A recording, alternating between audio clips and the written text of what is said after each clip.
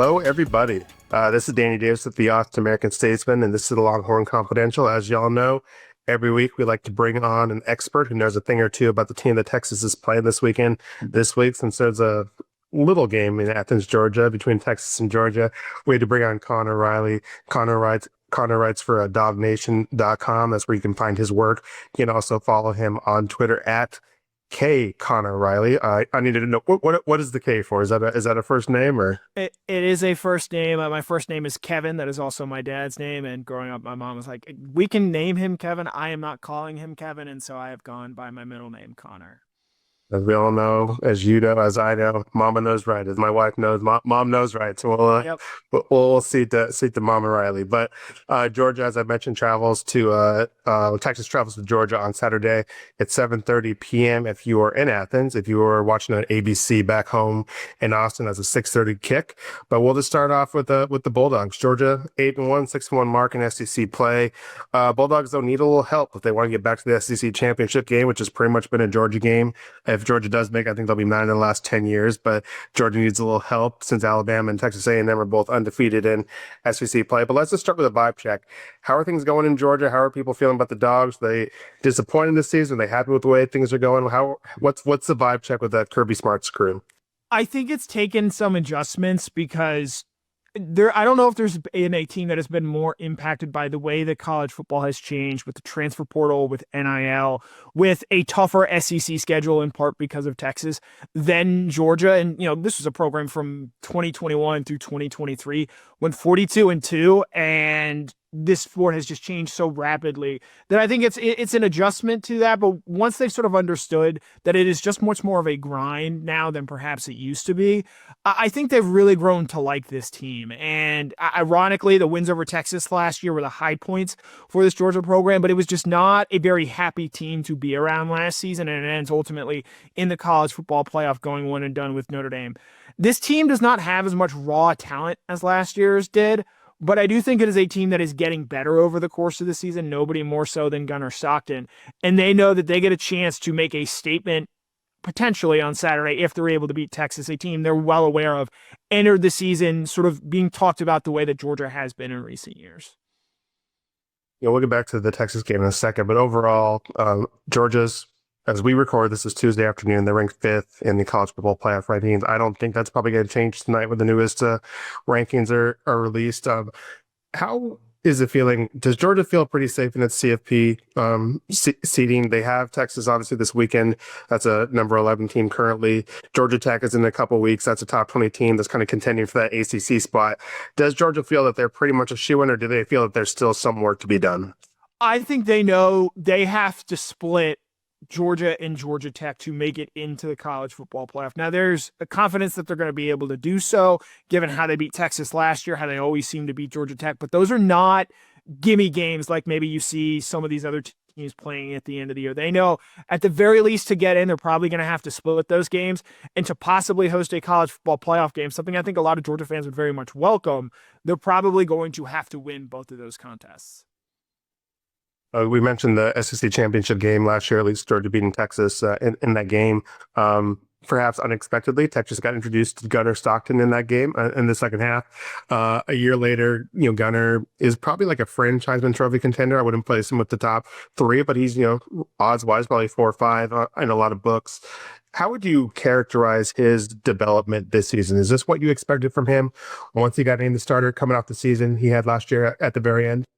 No, I think maybe one of the more pleasant surprises for Georgia fans in general has been the development of Gunnar Stockton, where, that Texas game last year, yes, Georgia won, but he was not the reason why that won that game. And he made a pretty cataclysmic mistake throwing an interception that somehow didn't get returned for a touchdown because of a great tackle by Lawson Lucky. But the player that he has become in recent weeks, they're, winning now because of him, which I don't think a lot of Georgia fans anticipated. And, they thought run game, defense, the traditional Georgia way. But he's made so many big plays over the course of the season, on the road at Tennessee, home against a very good Ole Miss team. Even in the loss to Alabama, I don't think anybody really puts that game on him. And we've seen him consistently improve throughout the course of the season. And this guy still, Saturday will be his 11th career start. He's a guy that is an ascending player still, which I don't necessarily know that many Georgia fans had that on their bingo card because he does all the intangible things well. Great leader, revered in that locker room. I don't think they win that game against Texas last year if he doesn't get inserted, just because of the strange mental belief that this Georgia team has on him. But the on-field play that he has shown this season, I think has really impressed a lot of people and outperformed what people thought expectations would be for him this year. Outside of Gunner, who is one name on this Georgia offense that Texas fans should be aware of?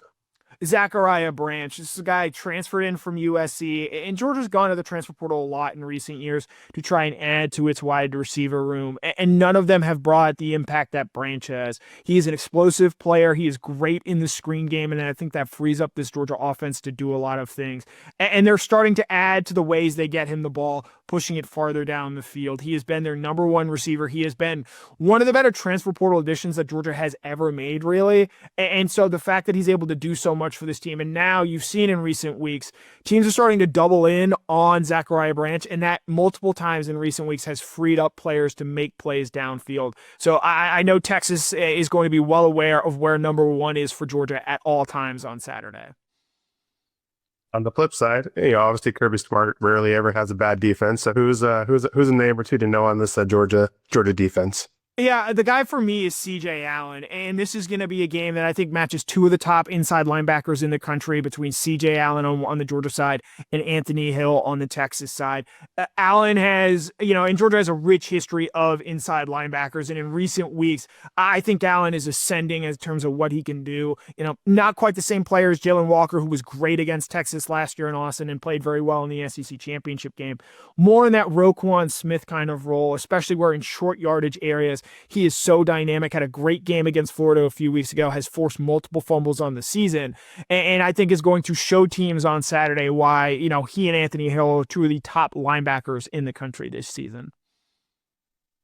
Texas, being a SEC newcomer, has never been to Sanford Stadium before. I think the only time they were hosted was in Atlanta back in the 50s. So since we never been there, whether you're a media or a fan or a player or a coach, and you've covered this team for a while, I believe you're also a Georgia alum, so I'm assuming you've been to Sanford Stadium a few times in your life. What makes this place so unique? Why is it such a tough place to play? And obviously, do you have any Athens food recommendations for those of us who are making the trip this weekend? Yeah, the simplest thing is just that this Georgia team has been so good under Kirby Smart. It's why for so long until this season they had the longest home winning streak, in SEC play. And, Athens, I think what makes it unique look, there are a lot of great SEC spots, but there is especially for night games, there is an all day sort of feel to it where, yes, maybe LSU tops it, but Georgia fans are going to be drinking all day. I think it's going to be an electric atmosphere. There is a little, despite being relative newcomers, there is a little bit of bad blood between Texas fans and Georgia fans because of how last year went, because of how off-field recruiting battles have gone. And I think that this Georgia crowd is going to be very excited to see Texas and to welcome in Arch Manning into this weekend. As far as places to do, I do have to shout out Creature Comforts Brewing. It's a great brewery, great spot right there in the heart of downtown. If you love to drink, this is a spot for you. I believe it has more bars per capita per square mile than any town in the country. Great food scene as well. Places like Last Resort, Chuck's Fish are great spots to go to in my mind. It's very hard for you to have a bad meal in Athens with what they have downtown now. Unfortunately, I don't believe I will be able to partake in the suggestion since I have to accompany Hens Soprano on pre-game drinking, but I'm sure our fans will, and those watching will definitely hit up those recommendations. You mentioned it a little bit. Hopefully Georgia fans don't treat the Texas fans with water bottles like last year in Austin, although I guess free hydration, but well, that's either near here or there. But I'm kind of wondering, how does Georgia and I guess the Georgia fans view Texas? Obviously, you had those two battles last year. These are two big name programs, always ranked among the top in all-time wins. Texas, they had that Sugar Bowl a few years ago where Uga and Bevo got into it. But how does Georgia kind of view Texas? Is this a rivalry? Is this just two blue bloods getting together on a Saturday in November? How does Georgia view Texas? It is not yet a rivalry. Like, Georgia has a lot of rivalries, and so it's always sort of weird talking about it. But there is an Georgia takes Texas very seriously in a way that maybe Alabama is the only other program where I think Georgia fans monitor how Alabama is doing. They monitor how Alabama recruits. I think they do a lot of the same thing with Texas. I think they recognize there are a lot of similarities between Georgia and Texas in the way that these programs have been built up in recent years. And look, going head to head twice last year in big games, both making the college football playoff, 2 of the 3 only SEC representatives. I think in a post Nick Saban world, I do think that Georgia fans sort of view Georgia and Texas right now as sort of the future of the SEC. And this game going into the season was circled as one of the big matchups going into the year. It very fortunately, I think, has lived up to that. And I think there's a lot of excitement to sort of see what does the next step in this look like, because there were a lot of big time recruiting battles.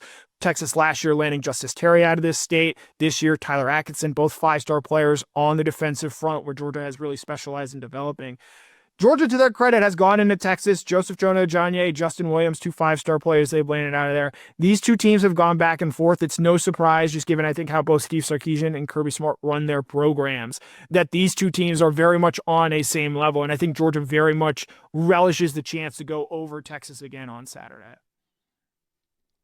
All right, we want to ask Connor for prediction. If you want that, you're going to need to check out DawgNation throughout the week. Those guys, they cover Texas or they cover Georgia, probably best in the business. I know y'all roll pretty deep, so hopefully y'all saved a couple seats in the press box for us this weekend. But you can check Connor out on Twitter at Connor Riley, on Twitter, DawgNation.com. Connor, we really appreciate the time, and we look forward to seeing you in Athens this on Saturday night. Likewise. Thanks so much, Danny.